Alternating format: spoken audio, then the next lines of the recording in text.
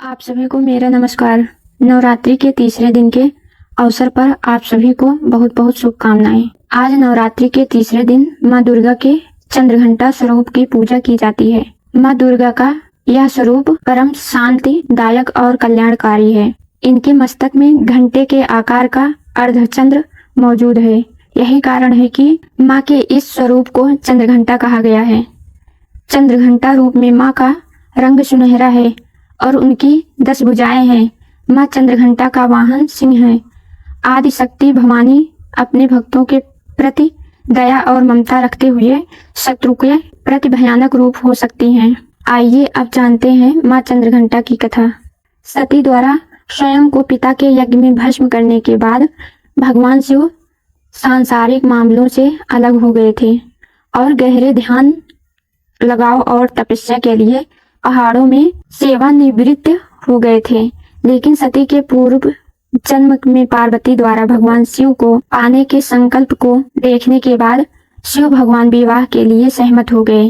विवाह के दिन भगवान शिव एक विचित्र रूप में जुलूस के साथ राजा हिमालय के महल में पहुंचे। उनका पूरा शरीर राख से लिपटा हुआ था। उनकी बारात में भूत, सन्यासी, साधुगण और अघोरी शामिल थे। भगवान शिव और उनके विचित्र विवाह के ऐसे भयंकर जुलूस को देखकर पार्वती जी की मां और अन्य रिश्तेदार सदमे की स्थिति में आ गए। अपने परिवार और भगवान शिव को शर्मिंदगी से बचाने के लिए मां पार्वती ने खुद को एक भयंकर रूप में बदल लिया और वह रूप है चंद्रघंटा। मां का रूप, इस रूप में उनका रंग सुनहरा था और उनकी 10 भुजाएं थी। चंद्रघंटा के रूप में मां पार्वती ने शिव भगवान से प्रार्थना की वह एक सुंदर राजकुमार का रूप धारण करे और उनकी शादी के जुलूस को भी बदल दें। इस प्रकार भगवान शिव सुंदर राजकुमार का रूप लेने के लिए राजी हो गए और उन्होंने अपने विवाह के जुलूस को भी बदल दिया और अनुष्ठान के अनुसार शिव और पार्वती का विवाह बड़े ही धूमधाम से हुआ। शिव विवाह के दिन को हर साल महाशिवरात्रि के रूप में मनाया जाता है। एक पौराणिक कथा के अनुसार प्राचीन समय में देवताओं और असुरों के बीच लंबे समय तक युद्ध हुआ। उस समय असुरों का स्वामी महिषासुर था और देवराज इंद्र देवताओं के नायक थे। महिषासुर ने देवताओं को पराजित कर स्वर्ग लोक पर अपना आधिपत्य जमा लिया। यह सब देखकर देवगण परेशान हो गए और इस समस्या के निकलने का उपाय जानने के लिए त्रिदेवों ब्रह्मा, विष्णु और शिव शंकर के पास गए। देवताओं ने त्रिदेवों को बताया कि महिषासुर ने इंद्र, चंद्र, सूर्य, वायु और अन्य सभी देवताओं के अधिकार छीन लिए हैं और उन्हें बंदी बनाकर स्वर्गलोक पर राजा बन गया है। महिषासुर के अत्याचार के कारण सब देवता पृथ्वी पर विचरण कर रहे हैं और स्वर्ग में उनके लिए कोई स्थान नहीं है। यह सुनकर ब्रह्मा, विष्णु और भगवान शंकर जी को बहुत गुस्सा आया। तीनों देवताओं के गुस्से की कोई सीमा नहीं थी। तीनों के मुख से एक तेज निकला और देवताओं के शरीर से भी तेज निकला। सभी देवताओं का तेज मिलकर एक पुंज बन गया और वह पुंज 10 दिशाओं में व्यक्त होने लगा। तभी वहां एक देवी का अवतरण हुआ। भगवान शंकर ने देवी को त्रिशूल और भगवान विष्णु जी ने अपना चक्र प्रदान किया। इसी प्रकार अन्य देवताओं ने भी माता के हाथों में अस्त्र और शस्त्र सजा दिए। इंद्र ने भी अपना वज्र और ऐरावत हाथी से उतारकर एक घंटा दिया। सूर्य ने अपना तेज और तलवार दिए और हिमालय ने देवी को वाहन के रूप में सिंह दिया। तभी से देवी का नाम चंद्रघंटा पड़ा।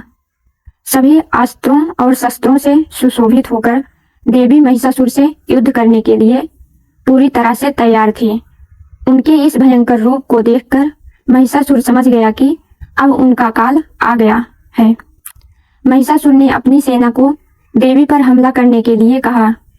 अन्य दैत्य और दानवों के दल भी युद्ध में कूद पड़े। उस भीषण युद्ध में महिषासुर तो मारा ही गया, साथ में अन्य बड़े दैत्यों का भी संहार माता के हाथों से हो गया। इस तरह देवी माँ ने सभी देवताओं को असुरों से मुक्ति दिलाई। माँ चंद्रघंटा की कृपा से भक्तों के सभी पाप और शारीरिक तथा मानसिक कष्ट दूर हो जाते हैं। सिंह पर सवार होकर माँ चंद्रघंटा अपने भक्तों को निडरता का अनुभव कराती हैं। जो भक्त अपनी कर्मों, मन और वाणी से माँ को मानते हैं और उनकी पूजा करते हैं, वह अपने चारों ओर दिव्य वैभव के आभा को अनुभव करते हैं। माँ चंद्रघंटा दुष्टों का विनाश करने के लिए कभी भी तैयार हो जाती हैं, लेकिन अपने भक्तों के लिए वह हमेशा एक दयालु माँ के रूप में प्रकट होती हैं, जो प्रेम, शांति और समृद्धि की वर्षा करती हैं। आइए अब जानते हैं माँ चंद्रघंटा की पूजन विधि। माँ चंद्रघंटा की पूजा करने के लिए विशेष रूप से लाल रंग के फूल चढ़ाने चाहिए और चंद्रघंटा माँ की पूजा में घंटी का विशेष महत्व है।